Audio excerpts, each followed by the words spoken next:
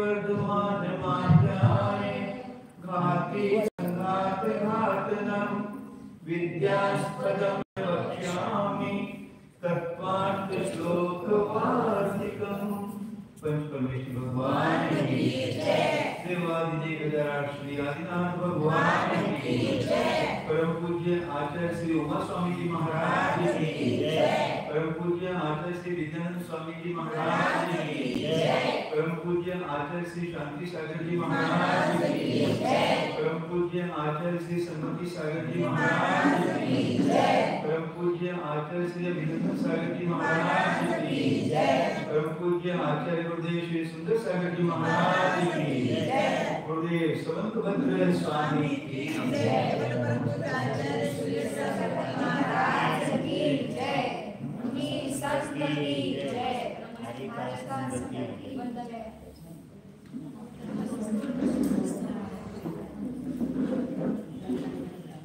तत्वार्थ श्लोक वार्तिका है पान नंबर 419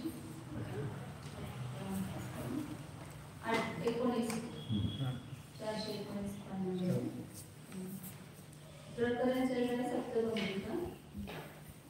सप्तभंगी में बौद्ध जो है केवल अस्तित्व को ही मानो, नास्तित्व नहीं है। नास्तित्व को अस्तित्व रूप से ही बताया जाता है, ऐसा उसने कहा था। तो उसका सिद्ध करके दिखाया एक अस्तित्व के साथ में नास्तित्व क्रम से उभय और अवक्तव्य आदि 6 भंग जो है वो अविनाभाव रूप से है और उसका किस अपेक्षा से है वो कोई को बताया। अब आगे उसको सिद्ध करते हैं। नीचे का पैराग्राफ 419 पेज पर। नहीं स्वरूपे अस्ति वस्तु न पररूपे अस्ति इति विरुध्यते। स्व पर रूप आदान अपोहन व्यवस्थापद्यत्वात् वस्तुत्वस्य स्वरूप उपादानवत् पर रूप उपादाने सर्वथा स्व पर विभाग अभाव प्रसंगात्। सुंदर चर्चा है अभी। स्वरूपे अस्ति वस्तु, वस्तु कहाँ पर है? अपने स्वरूप में है। कोई भी वस्तु जगत में ऐसा नहीं कि केवल आत्मा ही, शरीर भी आत्मा रूप होता है क्या? शरीर में तो खुद गल, ये भी अपने स्वरूप में ही है। कोई भी वस्तु जगत में हो वो स्वरूप में है और पर रूप में नहीं है। इति न विरुद्धते, उसमें कोई विरोध नहीं है। मतलब एक ही वस्तु में अस्तित्व और नास्तित्व ये दोनों में कोई भी विरोध नहीं है। कोई भी ये मानेगा ना पुस्तक पुस्तक रूप है, टेबल रूप नहीं है। पुस्तक अपने स्वरूप में है, टेबल रूप में नहीं है। ऐसे जीव अपने स्वरूप में है, जीव पर रूप में नहीं है। कोई भी वस्तु है वह ऐसी ही है, तो इसमें कोई विरोध नहीं है। ऐसा यदि नहीं मानेंगे तो क्या होगा? पहले तो देते इसके लिए स्वपर रूप आदान अपोहण व्यवस्था आपाद्यत्वात् वस्तुत्वस्य। वस्तु में वस्तुपना कब प्राप्त होता है? यदि वो वस्तु स्वरूप का ग्रहण करे और पररूप का त्याग करे। वस्तु में वस्तुपना क्या है? कि अपने स्वरूप को ग्रहण करना और पर स्वरूप का त्याग करना। ऐसे हर वस्तु में ना हर वस्तु की सीमा है। हर वस्तु अपने स्वद्रव्य क्षेत्र काल भाव की सीमा में रहती है, वो पर द्रव्य क्षेत्र काल भाव में कभी जाती नहीं है। ये जीव और पुद्गल का संयोग होने के कारण ये संभ्रम हुआ है। हमने एक वस्तु को दूसरी वस्तु रूप से मान लिया है। वास्तव में हुई है क्या? एक वस्तु दूसरी वस्तु रूप नहीं हुई। तो वस्तु का वस्तुपना ही नष्ट हो जाएगा यदि ऐसा नहीं होगा। तो स्व का ग्रहण और पररूप का त्याग इस व्यवस्था के द्वारा प्राप्त करने योग्यपना किसका? वस्तुत्व का। यदि स्वरूप उपादानवत, जैसे वस्तु अपने स्वरूप को ग्रहण करती है ऐसे पररूप को भी ग्रहण करे। जैसे जीव अपने चैतन्य स्वरूप को ग्रहण करता है ऐसे पुद्गल के स्पर्श रस गंध वर्ण को भी ग्रहण करेगा। तो क्या होगा? पररूप उपादान सर्वथा स्व पर विभाग का अभाव प्रसंगत, स्वर पर इसका विभाग ये नहीं रहेगा, विभाग के अभाव का प्रसंग आता है। कैसे?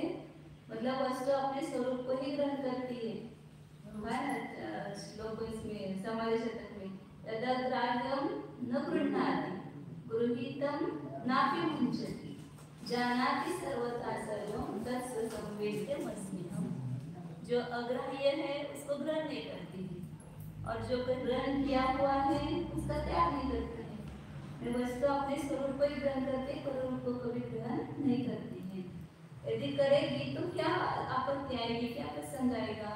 स्व पर विभाग का अभाव भी हो जाएगा। यदि जीव शरीर हो जाए तो क्या होगा? जीव और पुद्गलीय जो विभाग है वो नष्ट हो जाएगा, पुद्गल जीव रूप हो जाएगा, तो ऐसा प्रसंग आएगा। सच अयुक्तः पुरुषद्वैतादेः अपि पररूपाद अपोढस्य तथा भाव उत्पत्तेः अन्यथा द्वैत रूपतयापि तद्भाव सिद्धेः एक अनेकात्म वस्तुनः निषेधुम अशक्यः। सच्चायुक्त और ये प्रसंग जो दिखाया था स्व पर विभाग का अभाव होने का प्रसंग था। तो स्व पर विभाग का अभाव होना ठीक है क्या? नहीं, सच्चायुक्त ऐसा होना तो अयुक्त है, युक्त नहीं है। यदि ऐसा हो जाए तो क्या हो जाएगा? पुरुषाद्वैतादेः अपि पररूपात् अपोढस्य, जो पुरुषाद्वैत मानते हैं ना, जो अन्य ब्रह्माद्वैत वाले होते हैं, एक संपूर्ण पुरुष ही है, अन्य कुछ नहीं है, पुरुषाद्वैत मानते हैं। तो उस पुरुषाद्वैत आदि का भी क्या होगा? पररूपात् अपोढस्य, जो पररूप से त्याग करने वाला जो पुरुषाद्वैत है उसके भी तथाभाव उत्पत्ति, उसके भी उस प्रकार की उत्पत्ति हो जाएगी। उनमें भी पुरुष और इतर ऐसे विभाग ही नहीं रहेगा। तो अन्यथा द्वैत रूप तयापि, द्वैत रूप से भी तद्भाव सिद्धि है, उस पुरुषाद्वैत की सिद्धि हो जाएगी। एक अनेक आत्म वस्तु न निषेधुम अशक्य, फिर वस्तु एक अनेक स्वरूप है इसका निषेध करना शक्य नहीं है, समर्थ नहीं है। मतलब ऊपर जो प्रसंग दिखाया कि वस्तू के स्व पर विभाग का अभाव होगा, स्व पर विभागाचा अभाव होईल हा प्रसंग दाखवला होता। मग तो जर तसा प्रसंग मानणं होणं योग्य नाही, अयुक्त आहे, असा प्रसंग झाला तर काय होईल? पुरुषाद्वैत जे मानतात मग त्यांचं पण काय होईल? जर पररूपाला ग्रहण करतो, पररूपाला सोडत नाही असं म्हटलं तर सगळे जे पररूप आहेत तर त्या भावरूपाने सुद्धा त्या पुरुषाद्वैताची उत्पत्ती होईल आणि त्यामुळे काय होईल? द्वैत रूपाने पण पुरुषाद्वैत होईल, पररूपाने पण आहे म्हटल्यानंतर एक अद्वैत राहणार नाही, द्वैत रूप होण्याचा पण प्रसंग येईल ना त्यांच्यामध्ये। मग स्वरूपाचं पण ग्रहण करतो, पररूपाचं पण ग्रहण करतो। मग पुरुषाद्वैतवादाने पण पुरुषाद्वैताला पण ग्रहण केलं आणि इतर पररूप म्हणजे अद्वैत झाला ना त्यांच्यापेक्षा, पुरुषाद्वैत की अपेक्षा से पररूप क्या हो जाएगा? द्वैत हो जाएगा ना, तो फिर द्वैत को भी ग्रहण करने लगेगा। ऊपर एक प्रसंग दिया ना, स्वरूप को जैसे ग्रहण करता है ऐसे पररूप को ग्रहण करता है, ऐसा कहेंगे तो सब पर विभाग का अभाव होगा। और ऐसा यदि आप मानेंगे तो क्या होगा? आपका जो पुरुषाद्वैत है वो अद्वैत को भी ग्रहण करेगा और द्वैत को भी ग्रहण करेगा। तो फिर एकानेकात्मता की प्रसंग आएगा, एक ही है पुरुषाद्वैत, ऐसा आपका अद्वैत कहाँ रहेगा? द्वैत एक और अनेक रूप वस्तु सिद्ध हो जाएगी ना। मतलब स्वरूप को भी ग्रहण करता है, पररूप को भी ग्रहण करता है, ऐसा मानेंगे तो क्या प्रसंग आता है वो दिखाएगा। वैसा युक्त है, यदि नहीं मानेंगे तो क्या होगा? तो पुरुषाद्वैत आदि के भी जो पररूप से को रहित है, ऐसे पुरुषाद्वैत आदि को भी उस प्रकार के भाव की, मतलब पररूप को ग्रहण करने की प्राप्ति हो जाएगी। नहीं तो क्या होगा? अन्यथा द्वैत रूपतया भी सद्भाव तद्भाव सिद्धि है, द्वैत रूप से भी उस पुरुषाद्वैत के सद्भाव की सिद्धि हो जाएगी। तो फिर वस्तु एक अनेक स्वरूप है, इसका आप निषेध नहीं कर सकते हैं।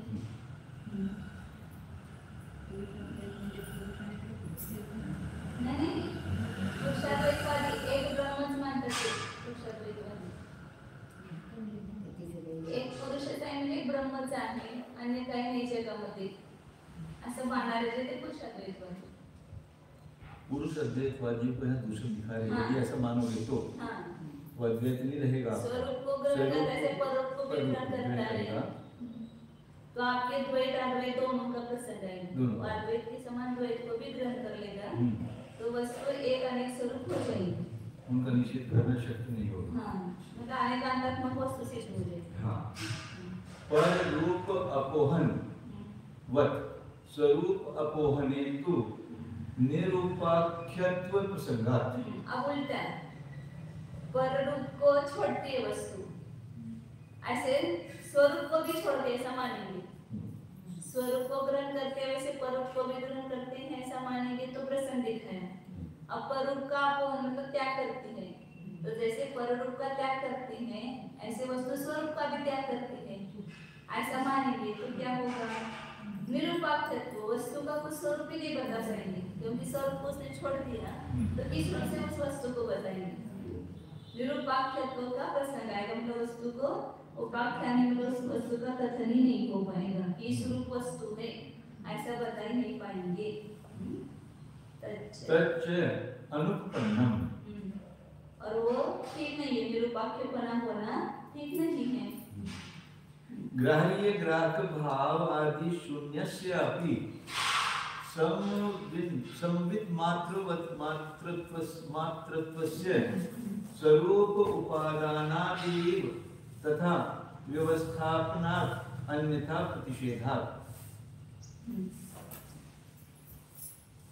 ग्राह्य ग्राहक भाव आदि शून्य से अपि, वो एक ज्ञान मात्र मानते ना, वस्तु जगत में क्या है, ज्ञान अद्वैत है, मतलब संवेदन मात्र है, कुछ बाकी के नियम पदार्थ वगैरह मानते नहीं है, तो ग्राह्य ग्राहक भाव आदि से शून्य ऐसा मानते, वस्तु में ग्राह्य ग्राहक भाव नहीं है, तो ग्राह्य ग्राहक भाव आदि शून्य के भी क्या हो जाएगा, संविद मात्रत्वस्य, जो संविद मात्र ज्ञान मात्र है उसको स्वरूप उपादानाते, उसके स्वरूप का ग्रहण करने से ही तथा व्यवस्थापना, उस प्रकार की व्यवस्था होती है, और स्वरूप को छोड़ता है ऐसा मानेंगे तो उसका निषेध हो जाएगा।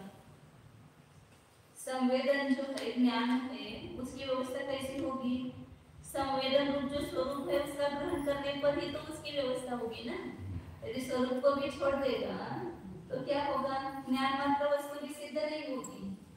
संवेदनाद्वैतवादी है ना, कोई पुरुषाद्वैतवादी है, कोई संवेदनाद्वैतवादी। संवेदनाद्वैत मतलब एक ही संवेदन ही है जगत में, अन्य कुछ नहीं, ज्ञान मात्र वस्तु ऐसा मानते हैं, तो उनके लिए दूषण देखा है।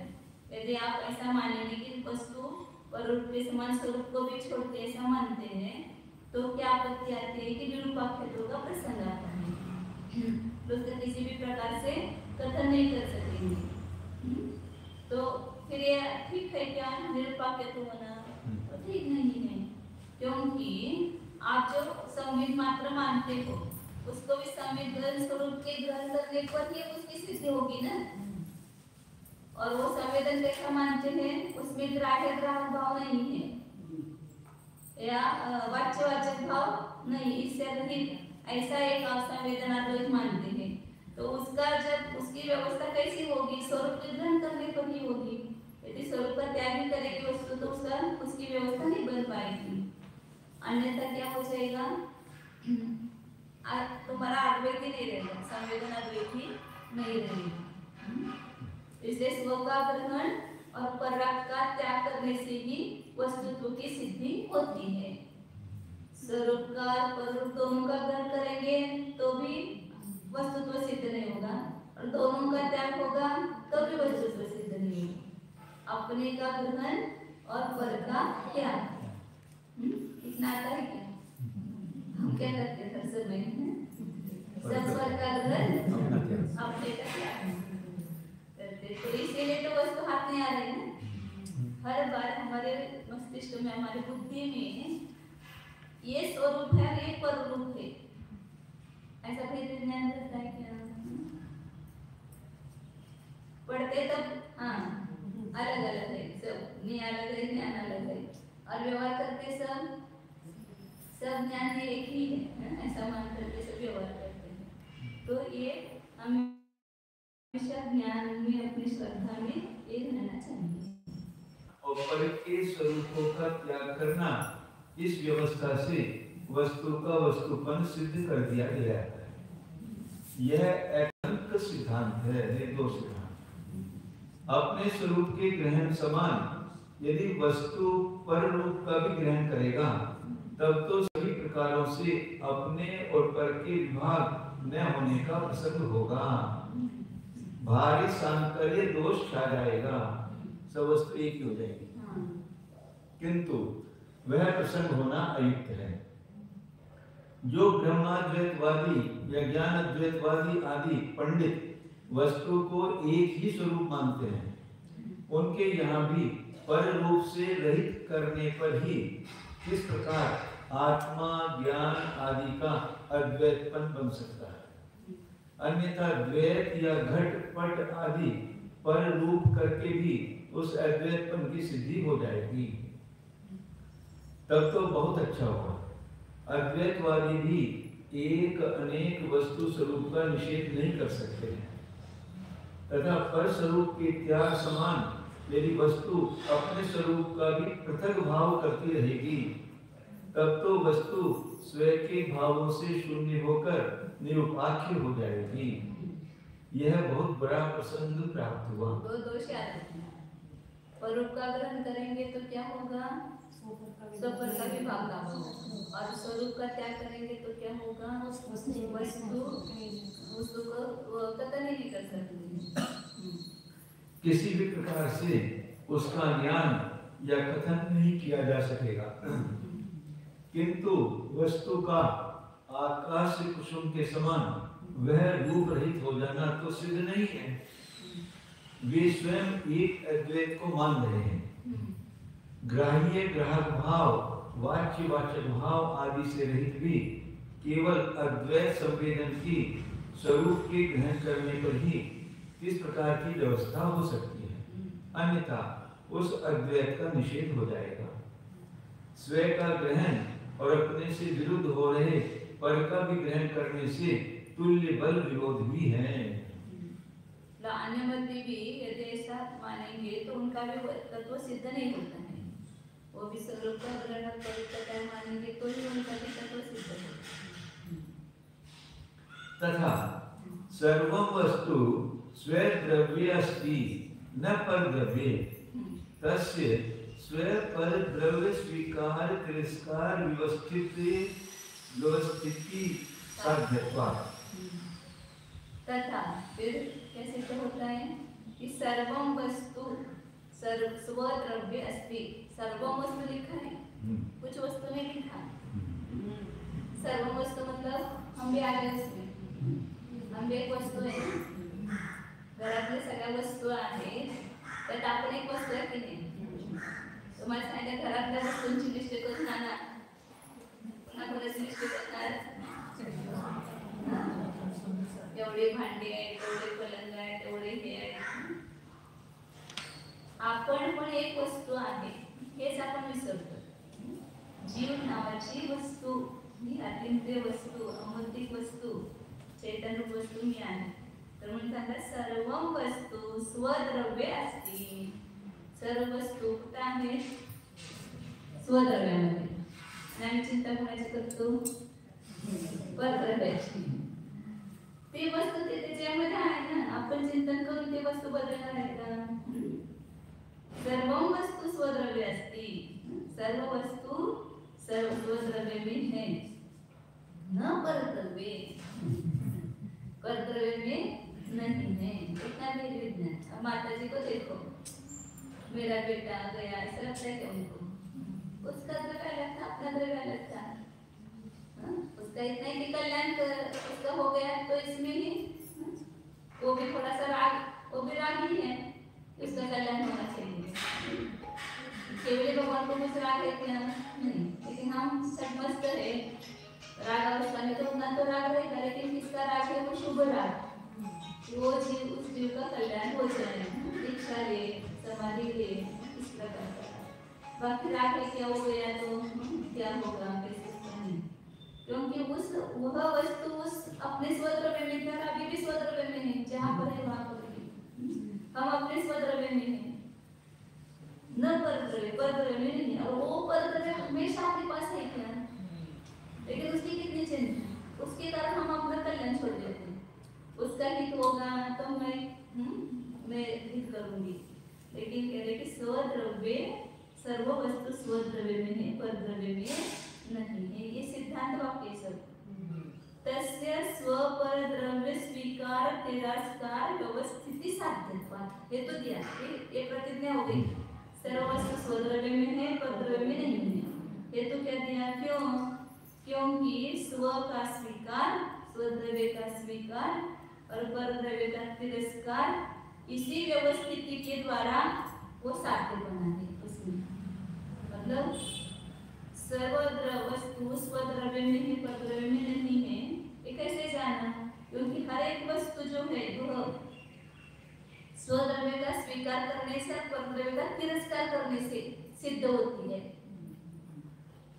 परद्रव्य का तिरस्कार करने से सिद्ध होती है, लेकिन परद्रव्य का तिरस्कार होता है क्या? और वो मतलब हमने पर को स्व मान रखा है ना, इसलिए उसका तिरस्कार नहीं हो रहा है। उसमें परत्व बुद्धि नहीं आ रही हमें। अपने घर के लोग तो अपने हैं, दूसरों के घर के लोग दूसरे हैं, उसमें तो परत्व बुद्धि आ रही है, लेकिन अपने घर के लोगों में क्या परद्रव्य बना रहे हैं, ये सब मेरे ही हैं, एक ही कुटुंब के हम हैं, ऐसा लगता है। और क्या है? अपना तिरस्कार, हाँ, स्वद्रव्य का तिरस्कार हो रहा है और परद्रव्य का स्वीकार हो रहा है। स्वद्रव्य की तो खबर ही नहीं रहती है कि ये मैं हूँ। अयम निजो करो व्यक्ति हाँ। चेतन लघु चेतसा उदार चित्तार्थानांतु सर्वसुदैव कुटुंबकम्। ते आपलं नाही श्लोक, नाही कोणते श्लोक आपले वसुदेव कुटुंबकम् हे एक आहे. फक्त हे माझे आणि हे फरक आहेत असं कोण मानतं? लघु चेतसा म्हणजे कसे उलटे आहे. जे मिथ्यादृष्टी जीव आहे त्याच्याने विद्यार्थी स्पष्ट होतंय. तो श्लोक आहे. हां, हे लघुचेतस म्हणजे मग मिथ्यादृष्टी जीव असं मानतात. मग तसं मानायला पाहिजे ना, हा मी आहे आणि हे बाकीचं सगळं पर आहे. स्वने पर मानायचंच नाही, सगळ्याला आपलं मानायचं समजतं. मग ते तर बरोबर आहे का? वसुधैव कुटुंबकम्। हां, तर काय सांगतात, स्वद्रव्य केवल अपना कौन सा है कि ये जीव द्रव्य शरीर में जो रह रहा है वो स्वद्रव्य है, बाकी सब परद्रव्य है। शरीर से लेकर के संपूर्ण जगत के सभी पदार्थ कौन है? परद्रव्य है। तो स्वद्रव्य के स्वीकार और परद्रव्य के तिरस्कार के द्वारा ही इस व्यवस्था की सिद्धि होती है। कितना इसके ऊपर चिंतन है, स्वद्रव्य का कितना तिरस्कार हम प्रति समय करते हैं और परद्रव्य को कितना गले से लगाया हुआ है। वो इसीलिए है कि उसमें भेद नष्ट हो गया है। ये स्वद्रव्य और परद्रव्य ऐसा भेद ही नहीं रहता है बुद्धि में, और वो उसका कारण कौन है? मोह बैठा है अंदर। दर्शन मोह छूटने के बाद भी चारित्र मोह भी कितना जबरदस्त है। उस चारित्र मोह के कारण, राग के कारण पद के साथ कितना एकत्व करता है। स्वद्रव्यवत् परद्रव्यस्य स्वीकारे द्रव्य अद्वैत प्रसक्तेः स्व परद्रव्य विभाग अभावात्। अब वो बता रहे कि यदि स्वद्रव्य के समान परद्रव्य से स्वीकारे, परद्रव्य का स्वीकार करने पर क्या होता है? द्रव्य अद्वैत कर सकते हैं। अपने द्रव्य के समान दूसरों को भी हमने स्वीकार कर लिया, तो एक द्रव्य अद्वैत हो, दो द्रव्य हो गए नहीं ना, स्वद्रव्य और परद्रव्य, एक द्रव्य अद्वैत हो गया। हाँ, द्रव्य अद्वैत का प्रसंग आएगा, मतलब एक ही द्रव्य, स्वद्रव्य परद्रव्य दोनों सिद्ध नहीं होंगे, क्योंकि जैसे स्वद्रव्य को हम स्वीकार कर रहे, परद्रव्य को भी स्वीकार कर द्रव्य हुए नहीं स्व और पर, द्रव्य अद्वैत का प्रसंग आएगा। और द्रव्य अद्वैत का प्रसंग आने पर क्या होगा? स्व पर द्रव्य विभाग भाव, स्व द्रव्य पर द्रव्य इस विभाग का अभाव होगा। इसलिए वो समझदार में देना ये अज्ञानी पूरे विश्व को ही अपना मानता है, उसके साथ एकत्व करता है। सर्वशुद्धाधिकार में कितनी गाता है वगैरह आएंगे वैसे, तो कैसे उसका अध्यवसान करता है। ये संपूर्ण विश्व ही मई है, 3 प्रकार के अध्यवसान बताए उसने।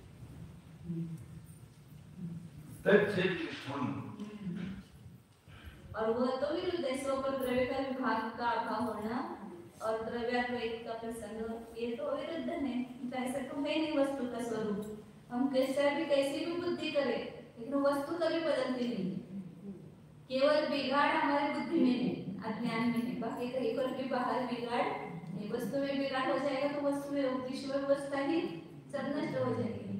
लेकिन विश्व व्यवस्था सब व्यवस्थित है, केवल हमारी ज्ञान में ऐसा खोटी मान्यता पैदा हुई है। जीव पुद्गलादि द्रव्याणाम भिन्न लक्षणानां प्रसिद्धेः। क्योंकि जगत में जीव, पुद्गल, धर्म, अधर्म, आकाश, काल ये सब द्रव्यों के जो जिसका भिन्न लक्षण है ना, प्रत्येक का लक्षण क्या है? 6 द्रव्य वगैरह क्यों जानना? क्योंकि उसमें स्व और पर का विभाग करने के लिए तो हम लक्षण जानते हैं। आपका अपना आपका घर कौन सा है ये आपको पता नहीं है। नए गांव में गए और वहाँ पर एक घर खरीद लिया था और वो आपको पता नहीं था, तो आप सब पहले तय कर लेते हो ना पहचान। मेरे घर की पहचान क्या है, किस गली में है, किस नंबर पे है, उसके पास में क्या है। तो पूरे घरों का वहाँ पर ज्ञान किया। किस लिए किया? क्योंकि मेरा घर कौन सा उसमें से ना मैं दूसरों के घर में घुसूं, इसलिए तो पहले पहचान करें कि अपने घर की पहचान क्या है। लेकिन वास्तव में अपने घर की पहचान है कि यहाँ पर ये स्वद्रव्यमय है, ये जो चैतन्य स्वरूप है वो स्वद्रव्यमय है। और इसको छोड़ करके जो ये 9 कर्म है, कर्म है, भाषा वर्गना है, मनोवर्गना है, ये सब घर का ढेर मेरे पास में रह रहा है। लेकिन वो सब कौन से घर हैं? वो सब परद्रव्य हैं, परधर हैं। तो इस प्रकार नहीं, तो इसलिए प्रत्येक 6 द्रव्यों के लक्षणों को भिन्न भिन्न लक्षण है सबके, उनकी प्रसिद्धि हो रही है अपने अपने लक्षण रूप से। जीव चेतन रूप है, बुद्ध स्पर्श रसगंध रूप है, धर्म द्रव्य गति दुख आदि उसका लक्षण है, ये प्रसिद्ध है। इसलिए 2 द्रव्य कभी एक नहीं होंगे, स्वद्रव्य पर द्रव्य कभी अद्वैत द्रव्य अद्वैत का प्रसंग नहीं आएगा। अब संपूर्ण वस्तुओं को प्रत्येक द्रव्य क्षेत्र काल भाव की अपेक्षा से न्यारा न्यारा सिद्ध करते हैं। इस प्रकार संपूर्ण वस्तु अपने द्रव्य में है, यानी अनंत गुणों के अखंड पिंड रूप अपने देश में है पर द्रव्य में नहीं है। क्योंकि उस वस्तु की व्यवस्था होना स्वकीय द्रव्य के स्वीकार करने से और परकीय द्रव्य के तिरस्कार करने से साधी जाती है। यदि वस्तु स्वद्रव्य के समान परद्रव्य को भी अंगीकार करे तो संसार में एक ही द्रव्य होने का प्रसंग हो जाएगा। स्वद्रव्य और परद्रव्य का विभाग न हो सकेगा तथा चालिनी न्याय से उस एक द्रव्य का भी अभाव हो जाएगा, कुछ भी नहीं बचेगा। 4 में से सब नीचे निकल जाएगा। जीव को मानने पर जैसे पुद्गल आदि का अभाव हो जाता है, वैसे ही एक पुद्गल को स्वीकार कर लेने पर जीव भी नहीं ठहर सकेगा।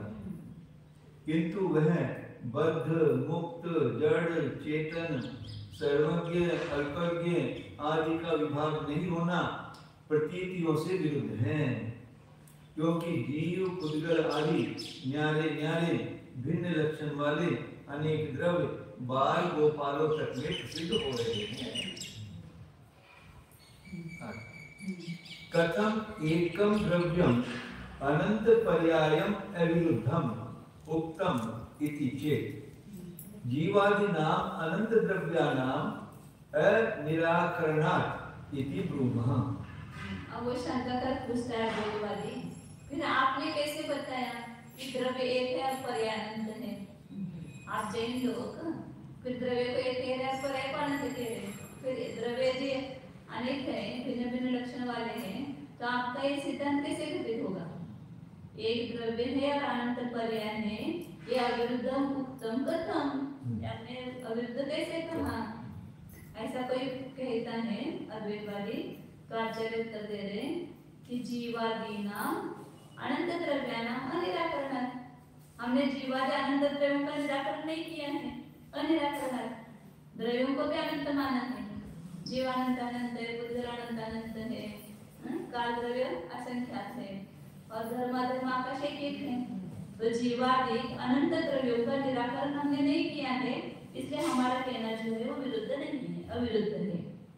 वो आगे सिद्ध करते हैं। सन्मात्रं हि शुद्धं द्रव्यं तेषां अनंत भेदानां व्यापकं एकं तद अभावे कथम आत्मानं लभते।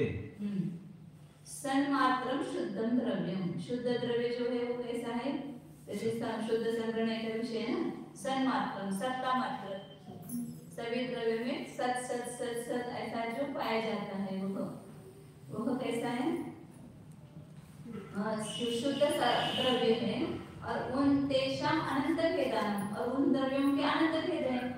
एक सत्रूप द्रव्य माना, सद्रव्य लक्षण है, तो शुद्ध संग्रहण से एक सत कहा, लेकिन उस एक सत के कितने भेद हैं? एक नहीं, जीव अजीव, फिर जीव के अनंत, अजीव के भी पुद्गल धर्माधर्म आकाश आदि, तो अनंत भेद, और उस अनंत भेदों में वो सत्ता मात्र शुद्ध द्रव्य व्यापक है, वो एक है। और तद अभाव में, यदि उसके अभाव में अनंत भेद ही नहीं होंगे तो शुद्ध द्रव्य रहेगा कहाँ पर? कथम आत्मानं लभते। व्यापकपना किसी भेदों में दिखाएंगे ना। 10 वृक्ष नहीं है तो वृक्षत्व किस में रहेगा? एक वृक्ष में रहेगा क्या? वृक्षत्व व्यापक है, तो यहाँ पर 10 पेड़ होंगे, तो 10 पेड़ों में सब में वृक्षत्व एक सिद्ध होगा। अब एक शुद्ध सत्ता मात्र द्रव्य कहते हैं, तो अनंत भेद उसके नहीं होंगे, उसको व्यापक कैसे कहेंगे? व्यापक एक ऐसे अपने स्वरूप को कैसे प्राप्त होगा वो शुद्ध सत्ता रूप द्रव्य? तो द्रव्यों के भी हमने अनंत भेद माने हैं, इसलिए विरोध नहीं है। एकं तदभावे कथम आत्मानं स्वरूप अपने स्वरूप अपने स्वरूप को उस अनंत भेदों के अभाव में अपने स्वरूप को कैसे प्राप्त होगा? हाँ, एक सत्ता मात्र कहेंगे तो सत्य ही रहेगा, जो भेद होंगे तो उसको कैसे कहेंगे? नहीं, उस भेदों में व्यापक कहेंगे ना, भेद ही नहीं मानेंगे, एक ही द्रव्य मानेंगे, तो और उसके भेद नहीं मानेंगे, तो वो एक शुद्ध सत्ता रूप द्रव्य उसमें व्यापक है, एक है, ये कैसे सिद्ध होगा? यहाँ कोई अद्वैतवादी कटाक्ष करता है कि यदि एक द्रव्य के जड़ चेतन आदि अनंत विवर्त होना विरुद्ध है, तो आप जैनों से कहा गया एक द्रव्य अनंत पर्याय वाला अविरुद्ध कैसे होगा? ऐसे कहने पर तो हम जैन गौरव के साथ कहते हैं कि जीव आदि अनंत द्रव्यों का जैन सिद्धांत में निराकरण नहीं है। हमने तो माना ही है, एक द्रव्य नहीं माने, अनंत द्रव्य माने हैं। यानी एक द्रव्य की अनंत पर्यायें हो सकती हैं। अनंत द्रव्य अपनी अपनी पर्यायों को लिए हुए स्वतंत्र ठहर सकते हैं, प्रत्येक द्रव्य के अपने अपने अनंत पर्याय अलग अलग हैं, किंतु एक द्रव्य के विवर्त अनंत द्रव्य नहीं हो सकते हैं। एक द्रव्य के पर्याय रूप अनंत द्रव्य नहीं हो सकते। द्रव्य तो एक ही रहेगा, अनंत द्रव्य नहीं होंगे, उसके पर्याय अनंत होंगे। शाद्वाद सिद्धांत में धर्म अधर्म और आकाश एक एक द्रव्य हैं, काल द्रव्य असंख्यात हैं, जीव द्रव्य अनंतानंत हैं, और पुद्गल द्रव्य उनसे भी अनंत गुण हैं। किंतु अद्वैतवादी तो अनंत विवर्तों को स्वास्तिक स्वीकार नहीं करते हैं, अतः स्वयं पर विधि निषेध से उनके अद्वैत की व्यवस्था नहीं होती है। भला विचारो तो सही कि यदि अनंत द्रव्यों को न माना जाएगा तो उनके मतानुसार भी उन अनंत भेदों का व्यापक शुद्ध सत्ता मात्र एक द्रव्य कैसे आत्मलाभ कर सकता है? तो वो भी एक शुद्ध सत्ता मात्र मानते हैं, उसको व्यापक मानते हैं, एक मानते हैं शुद्ध द्रव्य को। तो फिर कैसे उसको ही शुद्ध संग्रहण का विषय बनाया है सत को। अर्थात अद्वैतवादियों ने विधि स्वरूप सन्मात्र को ब्रह्म तत्व माना है। अवान्तर सत्ता वाले अनेक द्रव्यों को माने बिना शुद्ध धातु अर्थ सत्ता रूप भाव भला किनका व्यापक होकर स्वरूप लाभ कर सकेगा? सोचिए। जैसे जीवत्व व्यापक है, अनंत पर्याय नहीं होगी तो किसमें व्यापक रहेगा? एक जीव द्रव्य कैसा अनादि अनंत है, अखंड है, व्यापक है, एक है, ऐसा कहते हैं। तो फिर उसको व्यापकपना कब होगा? इस जीव द्रव्य के अनंत पर्याय मानेंगे, अब सब अनंत पर्याय में वही बना एक अनुस्वितान्वय रूप यदि सिद्ध होता है तो क्या सिद्ध होगा? कि व्यापकपना सिद्ध होगा। और पर्याय नहीं मानेंगे तो किसमें व्यापक रहेगा? हम सब में मनुष्यपना है, तो हम इतने हैं तो इसमें मनुष्यपना व्यापक हो गया ना। और इतने नहीं होंगे मनुष्य तो मनुष्यपना किसमें व्यापक रहेगा? कथम इदानीं तद एव सद्रव्ये अस्ति परद्रव्ये नास्ति इति सिद्ध्येत। अद्वैतवादी शंका कर रहे हैं कि अर्थतम इदानीं तदेव स्वद्रव्ये अस्ति परद्रव्ये नास्ति इति सिद्ध्येत। वही पदार्थ अपने द्रव्य में तो है और परद्रव्य में नहीं है, ये कैसे सिद्ध होगा? ऐसा वो प्रश्न पूछ रहे हैं। एक ही द्रव्य वो तो स्वद्रव्य में है और परद्रव्य में नहीं है, ये बात कैसे सिद्ध होगी? नहीं तस्य स्वेद्रव्यम अस्ति पर्यायत्व प्रसंगादि प्रसंगात् यतः तत्र अस्तित्वम्। अब जैसे स्वद्रव्य ऐसा कहा ना, वो शंका कर रहे हैं कि वही द्रव्य स्वद्रव्य में है और परद्रव्य में नहीं है, कैसे सिद्ध होगा? क्योंकि उस द्रव्य का स्वद्रव्य नहीं है दूसरा, क्योंकि पर्याय तो प्रसंगात, पर्यायपने का मतलब पर्याय को ही द्रव्य मानने का प्रसंग आएगा। तत्र अस्तित्व और उसमें उसका अस्तित्व है। मतलब आचार्य को क्या बताना है, उसको शंकाकार को क्या कहना है कि कोई ऐसा द्रव्य नहीं कि उसका कोई स्वद्रव्य हो और उसका परद्रव्य हो। ये उस द्रव्य का कोई दूसरा स्वद्रव्य होगा तो उस स्वद्रव्य में रहेगा, और दूसरा कोई परद्रव्य होगा तो उस परद्रव्य में नहीं रहेगा। तो उस द्रव्य का कोई स्वद्रव्य नहीं है,